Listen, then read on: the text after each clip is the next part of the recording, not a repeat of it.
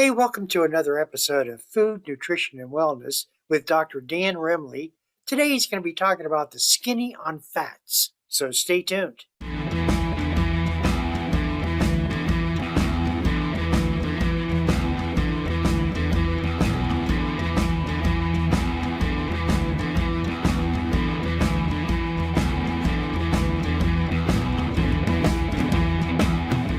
Today I'm with Dan Remley. He's a field specialist with the Food, Nutrition, and Wellness program at the Ohio State University Extension program. And Dan, it's always a pleasure talking with you about what we should or should not be doing to keep us healthy. And you're talking about something that all of us during this pandemic tend to not realize the significance, and that's the skinnies on fat. Yeah, a lot of us have set goals, nutrition goals, health goals for the year. So hopefully, some of this will be helpful. And it's my understanding you brought along a PowerPoint to talk about this? Yep, I will go ahead and load it up. So the skinny on fats, what do you mean by that, Dan? Well, we're just going to talk about there's been a lot of information and a lot of diet plans out there that, low fat diets and whatnot, and there's low carb diets. And so I just want to try to give people some accurate, practical information that they can use as they try to eat healthier, become healthier, prevent diseases like diabetes and heart disease and that type of thing. I see. February is coming up, as you know, and that's National Heart Health Month, so this will all be, important for you for thinking about heart disease and helping loved ones and trying to stay healthy. Also in February, usually it's the start of Lent, Ash Wednesday, and the day before is called Fat Tuesday. So that's rather interesting that falls into February with the health program. Yeah, so Fat Tuesday. Well, we're going to talk about fats in a different. Fats are sort of adjectives, but they're actual properties of foods and they're nutrients in foods. Oh, okay. So that's how we're thinking about fats here.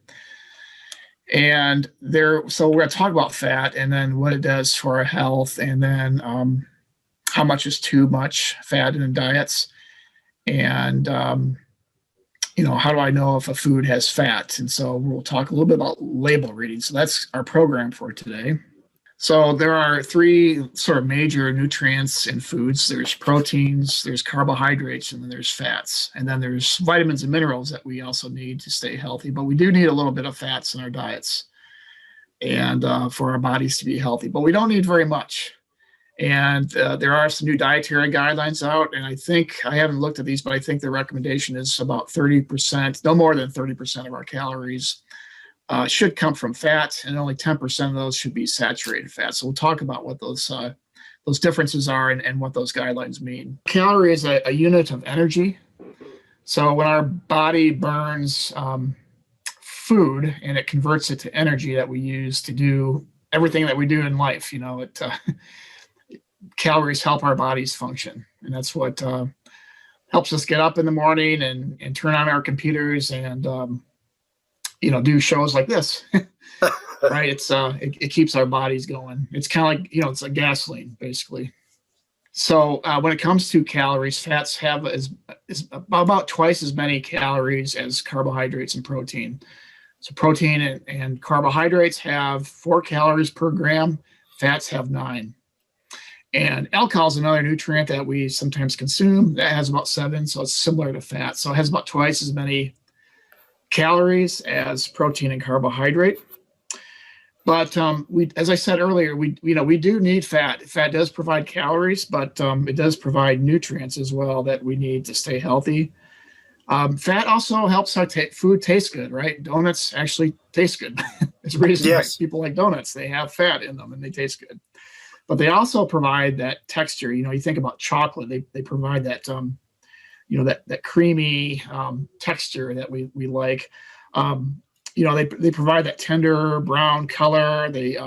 sometimes they make food sort of crispy. You think about a donut, how the edges can be crispy, or pizza, the edges of a pizza can be crispy. That's all the product of fat. So those are things that as consumers we really like, right? I mean, it's they make our food taste good. They can slow down digestion, and they also help us absorb certain minerals like vitamin A, which is good for our eyes, vitamin D, which is of course good for our bones, E and K, which help our immune systems. So the fat actually helps absorb those types of vitamins that we need. So fat does slow down digestion, and sometimes it can help us be full, but it's not always filling. And so I like to kind of give this analogy. You can have 4 pieces of toast for the same amount of calories as 2 pieces of toast with a tablespoon of butter. So fat may help that those pieces of toast taste good, but it might not be. Maybe it's filling. You don't really get as much maybe food as you would. So there's different types of fats, and there are different chemical properties associated with each of these fats. And I don't want to get too technical into the chemistry of it all, but so these fats are basically long chain molecules. And what happens with the saturated fats are the ones that are most linked to dietary cholesterol. They're found in like meats. They're solid at room temperature, and so they're kind of sticky. And they're very harmful to our cardiovascular system. So we don't want a whole lot of these types of fats. We really want to eat more of the liquid fats, the ones that are liquid at room temperature. So if you think about your canola oil, these have polyunsaturated fats and monounsaturated fats like olive oil. These are much healthier for our cardiovascular systems. There's also products that are called trans fatty acids, and these are manufactured during when they manufacture food. They're found in, we'll talk more about these, but a lot of baked products. The trans fatty acids are extremely detrimental to our cardiovascular systems. And so these are the fats that we really want to be careful about. So saturated fats are found in primarily animal products.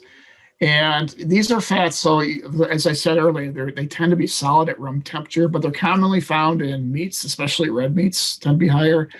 Butter, Crisco, cheeses are very high in saturated fats, as is some of our baked products. So these are the types of fats that we want to try to limit as much as we can.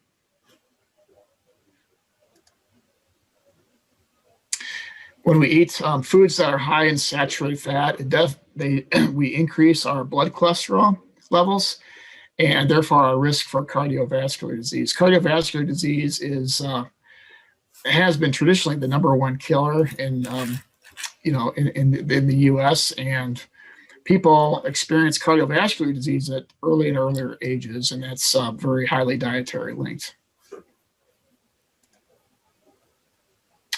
So we mentioned about trans fats. Trans fats are manufactured by food companies.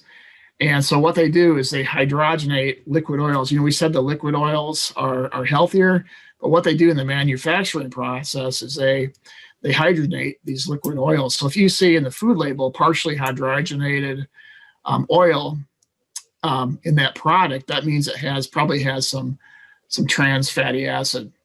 Now, according to FDA guidelines, the manufacturers do not need to list the trans fats on the food label if they have less than 0.5 grams per serving. So things like French fries and donuts and cookies and many chips, they may say on the food label that they don't have any trans fats, but they do. They could have 0.3, 0.4 per serving. And so that can add up. So a lot of cookies, for example, 2 cookies is a serving. So 2 small cookies, and they might have 0.3, 0.4 saturated fat. So if you eat 2 servings, you eat four cookies, you're getting up about, around maybe a gram of saturated fat, which and that adds up. So things like cookies, cakes, chips, candies, those types of things, we really want to limit, really want to stick to the serving sizes because they have these trans fats in them.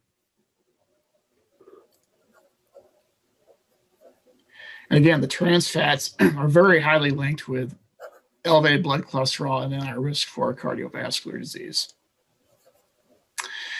So the polyunsaturated fats are liquid at room temperature, and they're found in like things like the cooking oils and nuts and seeds and salmon.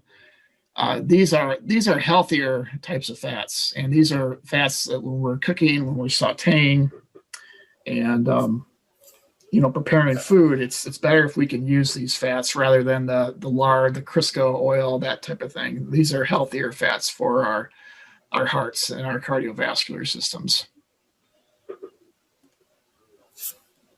And they can actually help lower cholesterol when they're used as part of a low-fat diet. So they still have the same amount of calories, but they're generally healthier than the saturated fats.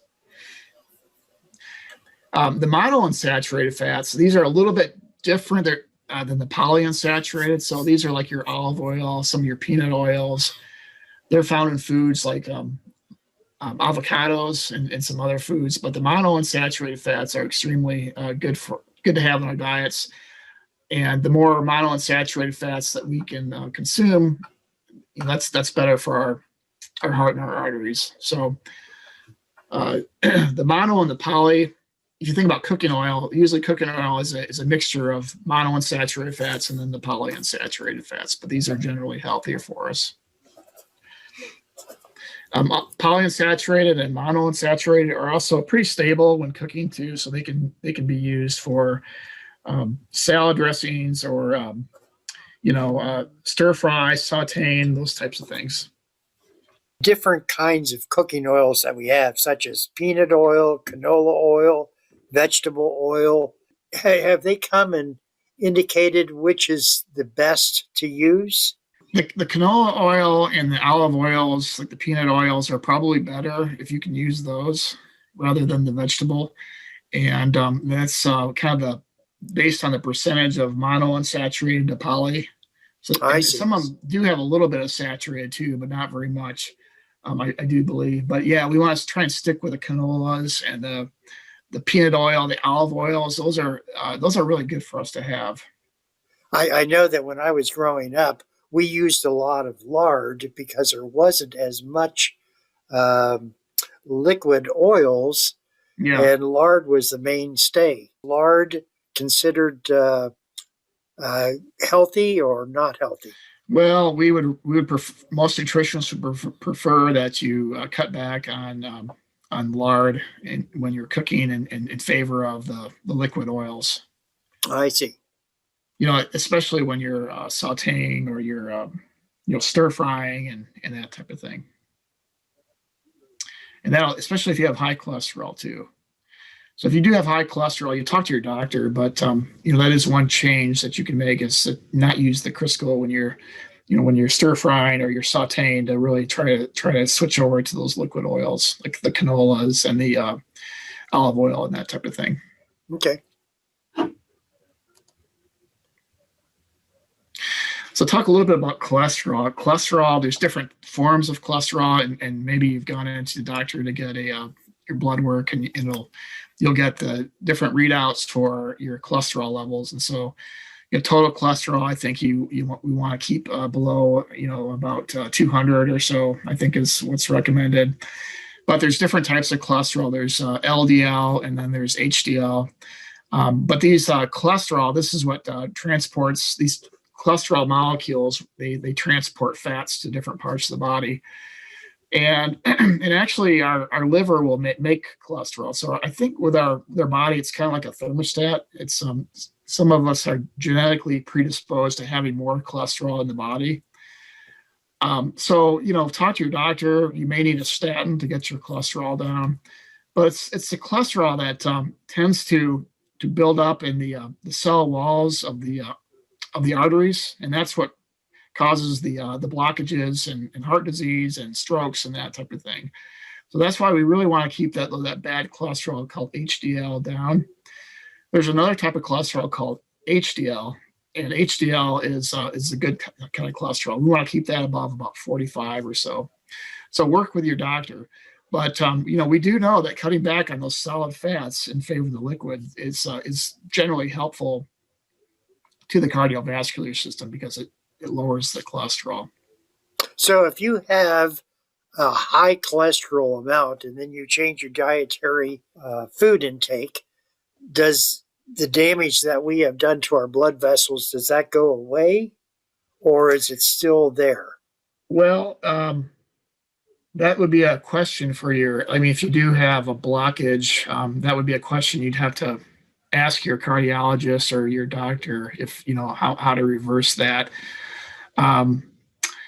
So we have these plaques that start to build up as we get older, especially in our cardiovascular systems. And these plaques sort of continue to grow if our cholesterol remains high.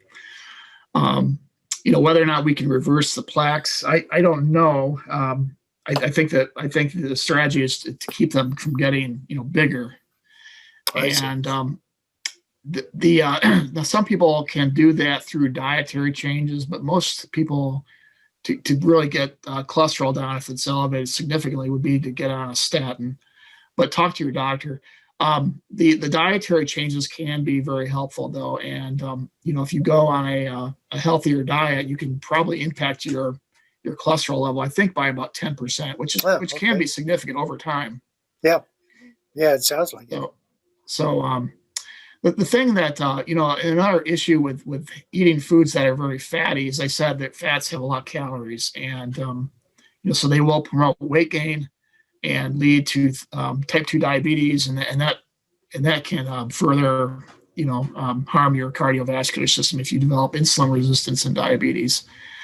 So it's kind of that combination of just too many calories and not getting enough exercise that leads to overweight, to diabetes, and that type of thing. Just too many calories in general, so too much carbohydrate and fat mixed together.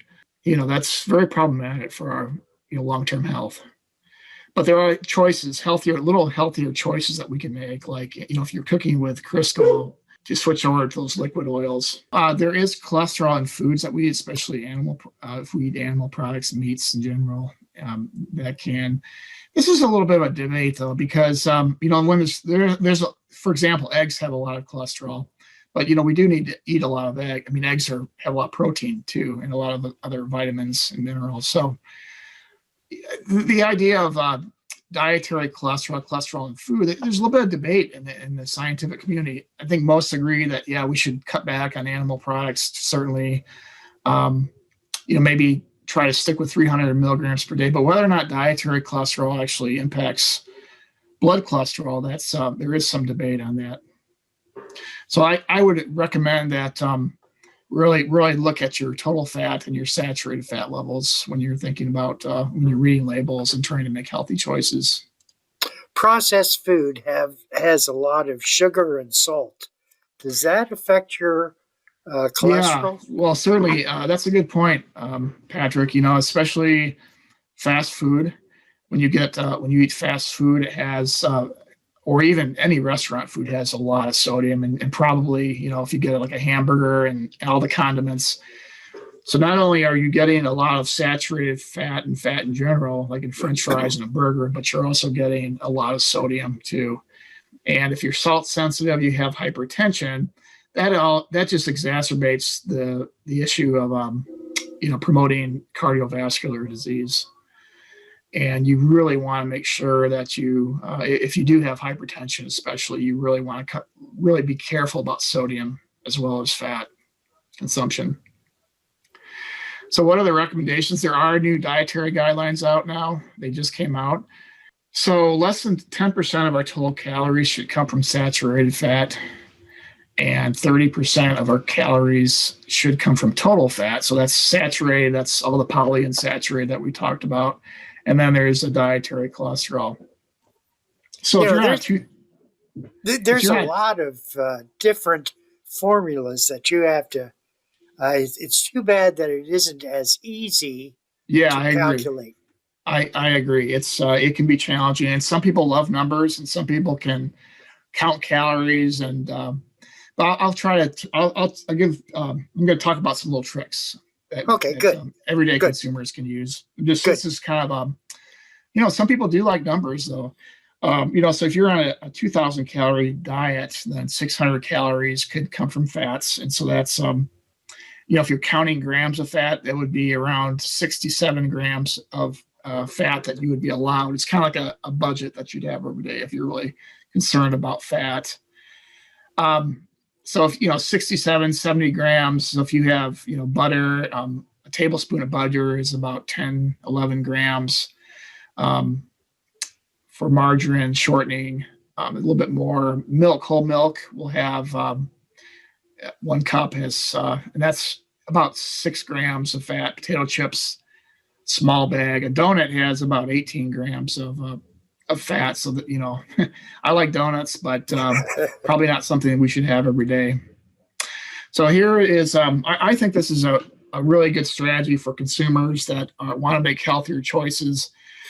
If you look at the nutrition fact label, the nutrients that are labeled yellow there, those are the ones that we really want to restrict as much as we can. So fat, cholesterol, sodium, right? So I think a good rule of thumb is anything less than 5% of our daily value for that serving is a healthy choice. Anything more than 20%, like many of our donuts probably, that's a really unhealthy choice. These are foods that we really want to limit as much as we can. A subcategory under the total fat is the saturated fat. So yeah, if you're really worried about heart disease, you really want to pay attention to that saturated fat. And if that's above 20%, that's a very unhealthy choice. And that's not a choice you want to make every day, but maybe once or twice a week at the very most. It's too bad that they use the metric system in judging this. We in the United States really are not as familiar with the grams and the weight, and so it's very difficult to understand what's a gram versus what's Right. a. It's more of a unit of mass rather than weight. And some people do weigh their foods, but you're right, and that's why the label reading can become looking at the nutrition facts can become important. So this is called the 520 rule. I really like this rule. A lot of foods are kind of in that gray area. They might be 10%, so they're kind of like they're not super high, but they're not super low. Now, our number one source for sodium in the diet is the American diet. Hamburger? No, actually, bread. Bread. Huh. Yeah, so bread is one of those foods that's it's not super high in sodium, but it's not real low either. It's it's kind of like 10 to 15% of the RDA per serving. But a sandwich can it adds up. So Yeah. if 10% of your RDA for a slice, you have 2 slices for a sandwich. That's 20% of our Wow. daily allowance for sodium. So yeah, we do eat a lot. We eat a lot of bread, in our diets, and so that adds up. Huh. And probably the same thing for fats too. And so we do eat too much meat. Probably the average American consumes about or has about 40% of their calories do come from fat, and it should be about 30%. So most of us could definitely lower the amount of fat that we consume, eating less, fatty foods, hamburgers, protein sources, cookies, candies, chips, ice cream, sticking to the serving sizes. And really a half a serving of ice cream is, it's a half a cup of ice cream is an actual serving. So if you actually measure that out and put it in your cup, it's not very much, especially if you have a big bowl. So ice cream is one of those things that has a lot of saturated fat too. So, if we eat a lot of it, if you have diabetes, it can be problematic because it has fat and sugar. And so it sort of has a delayed effect on blood glucose. So as a type 1 diabetic, I might eat a bowl of ice cream and I won't see my blood sugar rise until like 3 hours after I eat that bowl of ice cream, but then it shoots up. And so that's hard to manage. So with the food label, look at the serving sizes and definitely look at the percent in the purple part here and try to limit those yellow fats and sodium especially. There's some really good apps now. There's new dietary guidelines. If you have a smartphone, there's a There's a My Plate app. Here's the one, eatright.org /app reviews. Probably is a good one. Yeah, I don't know. I would check on that link. It's an older presentation, so I'm not sure if that link's still up. But there's the My Plate app that you can go to your app store. It's called My Plate. It's just out, and it can suggest certain goals for eating healthier. I think it's pretty good. I just got it myself, and so I've been looking over it. And if you look up My Plate, choose My Plate .gov,